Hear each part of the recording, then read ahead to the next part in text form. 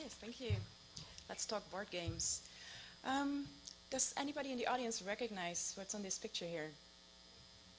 Tell me, you were first. The game of life. Yeah, good. It's the playing pieces of the Game of Life, indeed. And when I was a kid, the Game of Life was one of my favorite games, mostly because we did not own the game. My parents somehow refused to buy it. So every time we would play games at a friend's house, this was the game I wanted to play. But now it's been a really long time ago that I played the Game of Life. But recently we used a variation of this game as a research method. And today I will talk about why we did that and how we did that. We used a variation of the Game of Life in an ongoing research project in Belgium focusing on train passengers. And the aim of this project is to develop a more advanced train information system, a train information system that relies on multiple sources and that's more personalized and more proactive than currently existing train apps. We started this project with quite an extensive ethnographic research phase to understand how people find information and use information when traveling by train. But we also wanted to understand how people would use such a more advanced train information system. And we were especially interested in finding out what kind of questions people would ask if they could use such a system. And for that purpose, we decided to use a board game as a research method. Well, we had several reasons for choosing for a board game. The most important one is that the board game allowed us to provide our participants with a glimpse at possible future user experiences, or to give them an idea of what it would be like to use that more advanced train information system. On the one hand, the board game allowed us to create a fictitious setting, but also a very familiar setting of a train journey. And on the other hand, the game allowed us to add a futuristic element to that game, which was a mock-up of the train information system that we had in mind at this phase of the research.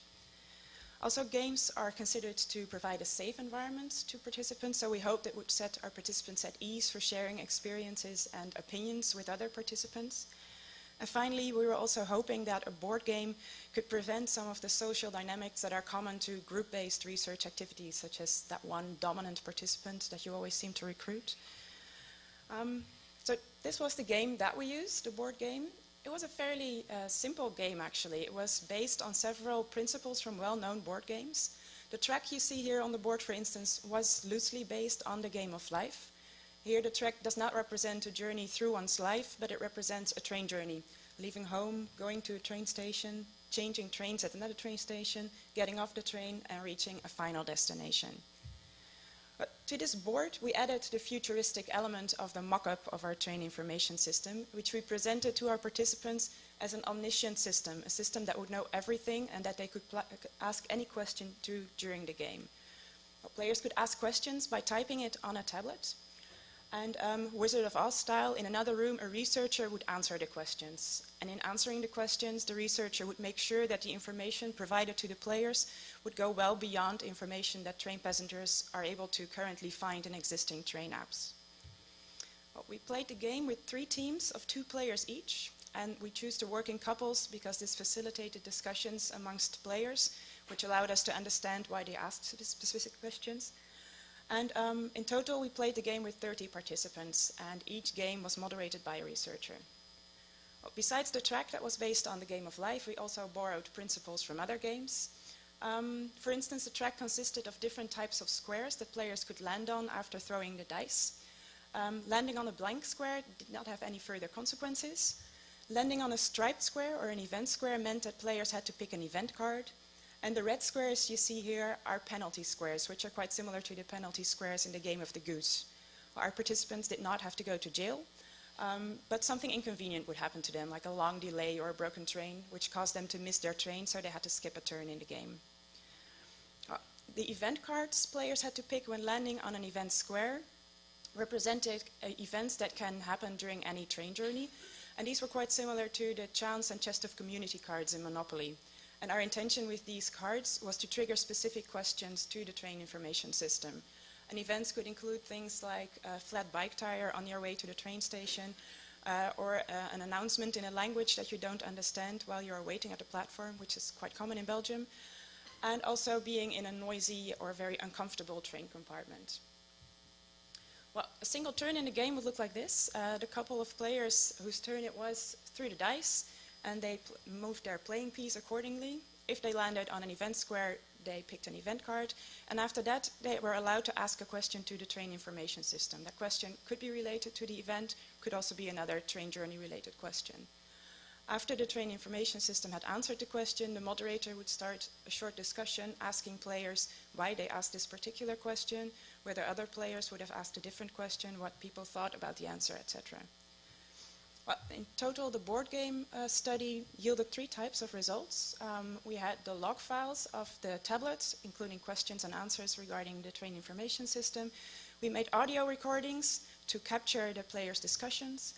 And we also included a little survey which we asked participants to fill in after the study to ask about their experiences with the board game. So, what did this bring us, using a board game as a research method? Did it really create a safe environment, for instance? Well, most of the participants who filled in the survey seemed to think so. They indicated things like that the board game made it easier to talk to the other people who they didn't know yet before the game.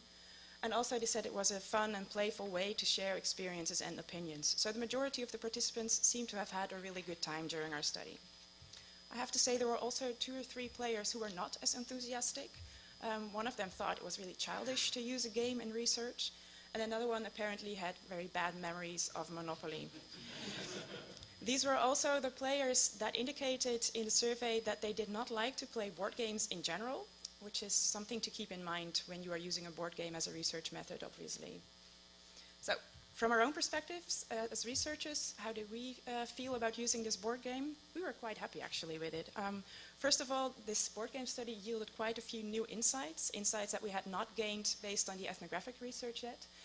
And mostly these were insights that were related to the specific events on the event cards. Even more specifically, most of the new insights were related to events that simply did not occur during our ethnographic research, during our observations, or during the train journeys we interviewed people about. And also we felt that using a board game was a very nice approach for doing generative research, for bringing participants in a future state of mind.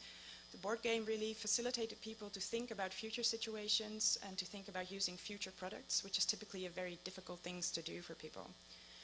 So to end my presentation, my take-home message for you would be, if you are considering to do generative research, or if you are looking for a way to create a comfortable or safe research environment for your participants, I would definitely recommend that you look into using board game principles or general game principles, because such principles are very easily adapted to the setting that you want to create. And it also results in quite a fun experience, both for your participants, but also for yourselves as researchers, which is not unimportant, I guess. And that brings me to my time for questions, I think. Thank you.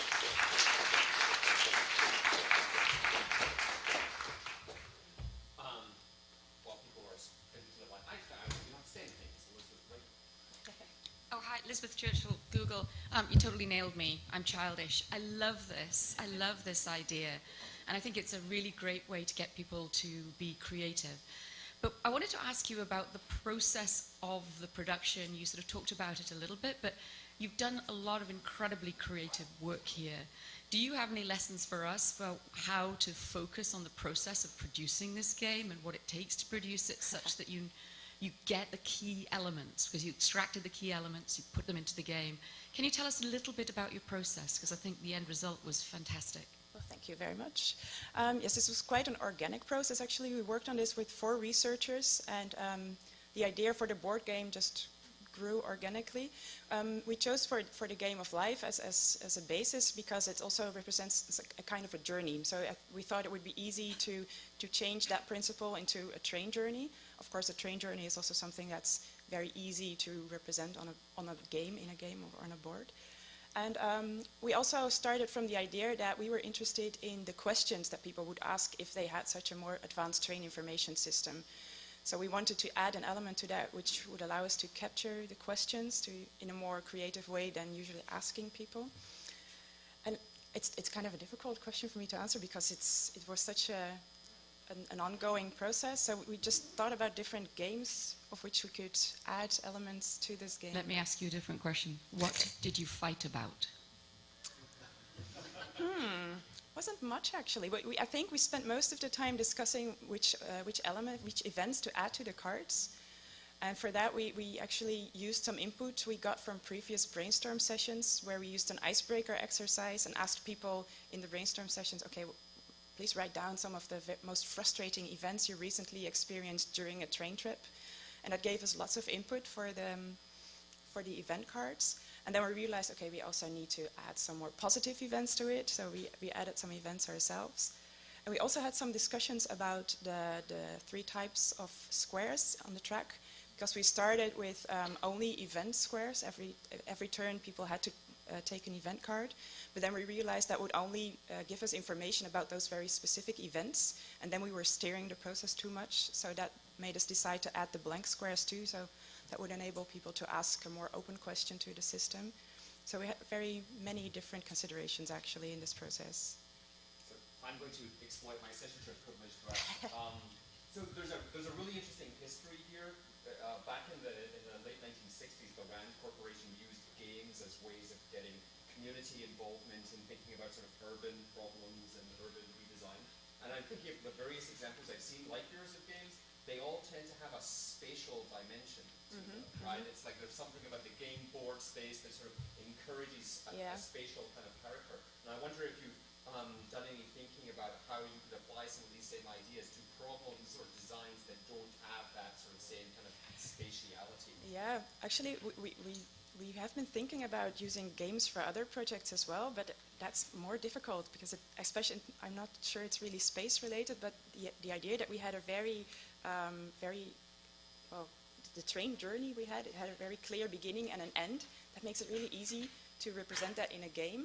But if you are talking about health projects, for instance, where you're just trying to make a communication device between caregivers and patients, that doesn't have a beginning and an end, so it's more difficult to represent that in a game. So that's the level that we have been thinking about taking this further. It seems to be more difficult.